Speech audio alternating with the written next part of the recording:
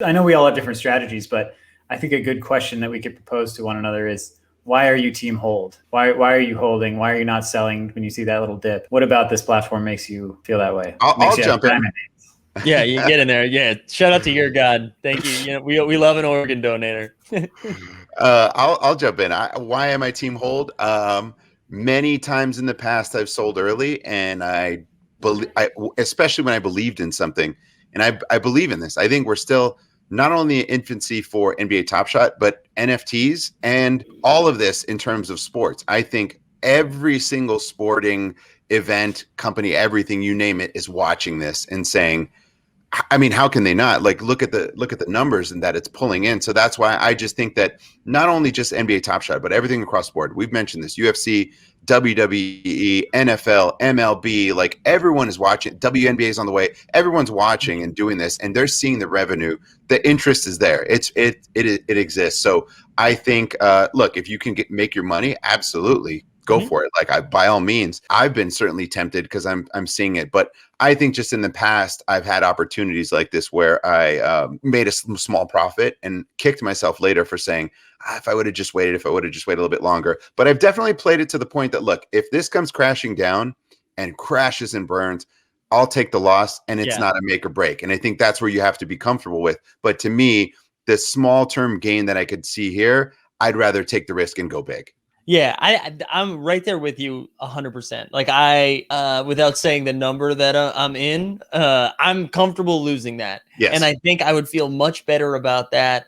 I would feel, this is such a stupid poker player brain thing that I'm going to say too. I'm much happier losing that investment than getting 2x back. Yeah. I'd rather let this thing ride and try to take this, you know, to the moon, as we say, than to be like, okay, cool, I doubled up. And I don't think there's anything wrong with doubling up. I think that's smart. You're getting money. Any profit is a profit. And if that's it, you also have to, it comes down to what you're comfortable with, right? Like, if you have some change that you're like, hey, I can play with this, I made money, I'm happy, by all means. You know, if it's everyone's comfort level. Of course, it's a risk. It's a gamble. You're playing with something that is completely unknown. So you've got to be comfortable and don't feel bad if you profit now and leave. And yes, if it goes up, whatever, you still made money. It doesn't matter. Like, you can be happy with that. Right. I will say one thing I'm dealing with a little bit, and we talked about this a little bit last time too.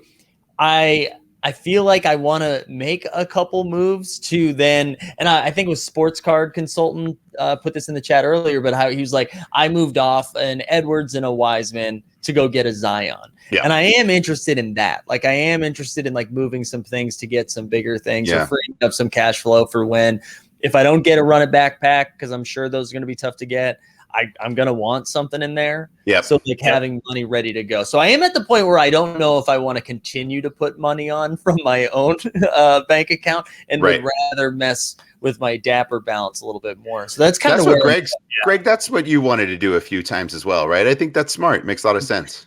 Absolutely. No, I mean, the reason I'm team hold and I come from a place where I wasn't as deep in the NBA depth chart and really knowing enough about the players to know which was the right call at what price. But the way that I see it, and the reason I'm holding is, at least up until this point, now the market's gone crazy, but I look at these serial counts, like Series 1, obviously out of 399, Series 2 out of 12,000, then 15,000, which are now all capped at LE.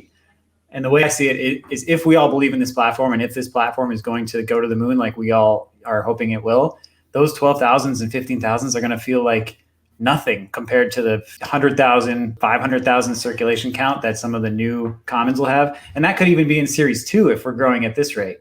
Like, when you see Series 2 with 100K, if not more, CC. Right. So my thought is, there will always be collectors coming in if this thing is successful. And they will always be collectors that want to backfill.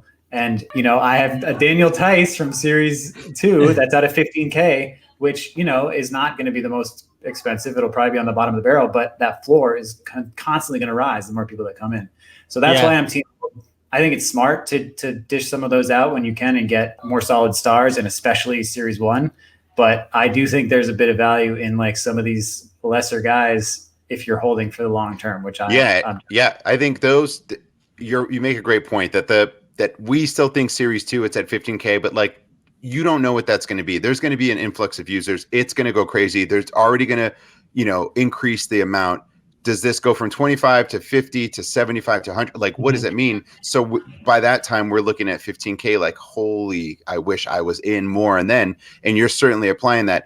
And then conversely too, what you could do is, like you're saying, Greg, is you can grab those, you make your profit, flip it, and do what Mike wants and get maybe a more meaningful moment, right? Like, you've been able to accumulate all of those.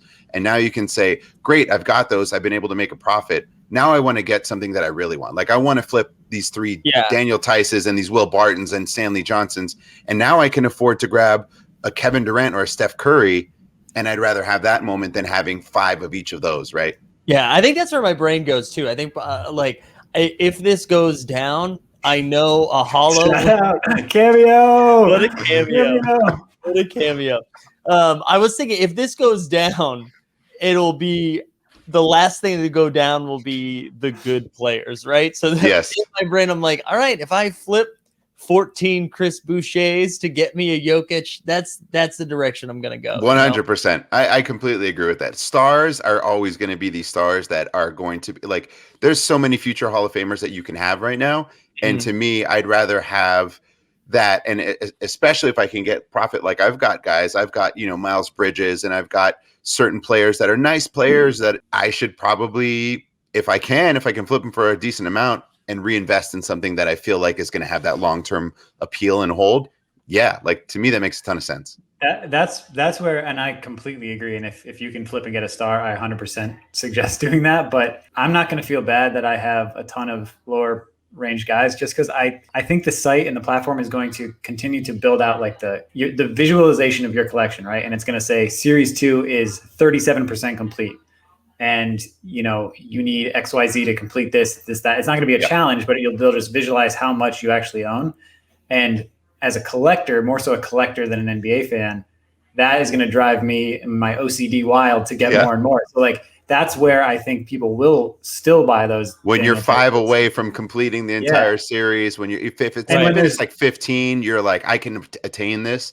I'm going to try and do it. And if you think there are less than 12,000 or 15,000 of those collecting minded people out there, when there's a million users, I think you're crazy. Like, that's why I think these will have and hold value. Maybe not in the short term, but in the long term for sure.